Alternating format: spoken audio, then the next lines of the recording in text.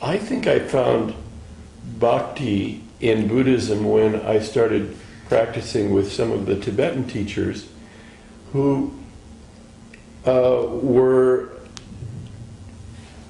devoted to the consciousness, or to emptiness, that somehow the ultimate reality was worthy of a kind of deep love. Yeah.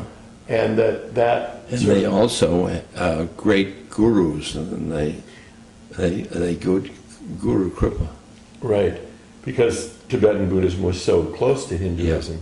So we had got the Southeast Asia Theravada Buddhism, and then there was this other thing that came in and I think opened a lot of hearts. Gave a lot of heart to us, yeah, and it made it. I mean, now the way we teach Vipassana is filled with metta and compassion and loving kindness and much more devotion and service, and it feels like Hinduism has crept its way in and kind of moisturized and opened the way we understood Buddhism. There's a lot of devotion in Thailand and Burma, but that's not what we went for. We went for that very strict stuff. And now we realize that what we needed was really to bring in the heart. Well, I had a question related to this on the eve of Valentine's Day. And that is, I've always loved the Gandhi title of his autobiography, The Story of My Experiments with Truth. I've always loved that concept, my experiments with truth. But I notice in my own case, I feel like my experiments are now with love.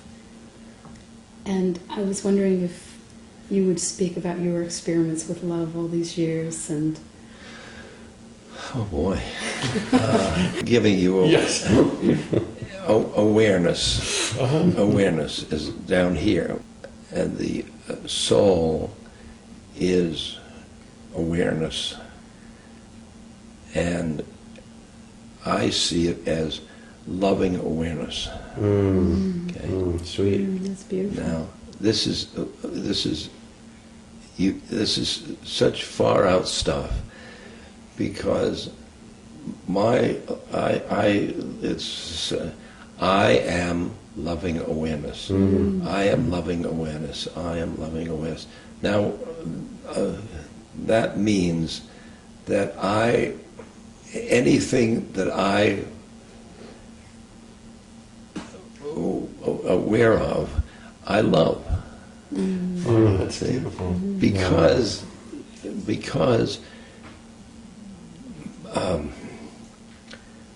Maharaj-ji turned me on, and turned a lot of us on, his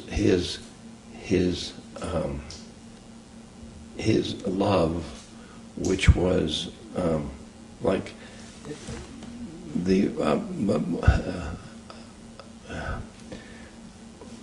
when I came to him, he first mentioned that I had the night before thought about my mother, and I was in front of him. He was here, and I was, oh my God! I started. He knows all the things. I don't want anybody to know. And I started listing them to my, and I looked out at the grass. Oh my God! Oh no! No, oh no! Oh! And just those, those terrible ones. And then he was standing right there. His head was here, and I looked up, and he was.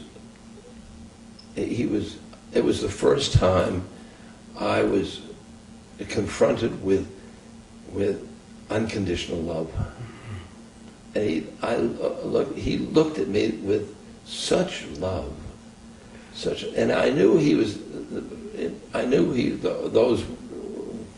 a mind, Right.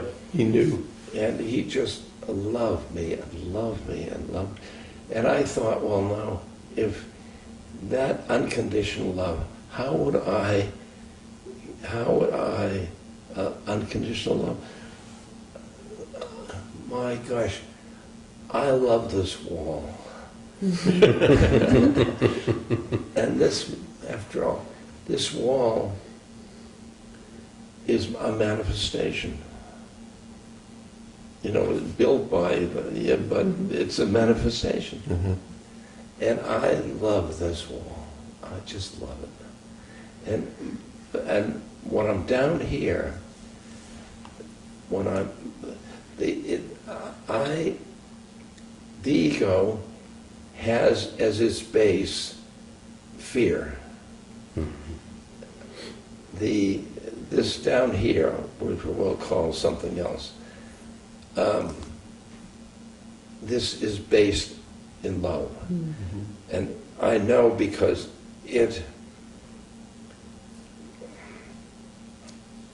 in the Hindu business, the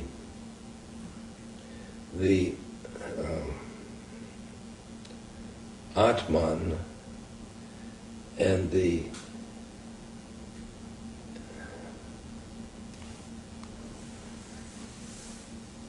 Jivatman. The Jivatman is the individual soul. Mm-hmm. And the Atman is the one. And you have it, you have it, you have it, I have it. And they have it. Mm-hmm. And It's not personal. no, Uh-huh.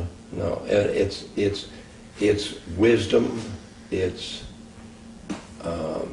peace, is compassion, it's joy. It's all those things. Mm. And the Jivatman comes out of that. See, the ego comes. The ego is part of the incarnation. So the ego is frightened of death because the death means the end of the incarnation.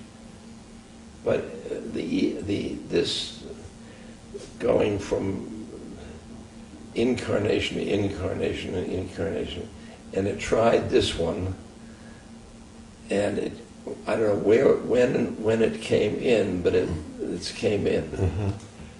and it's already died plenty of times,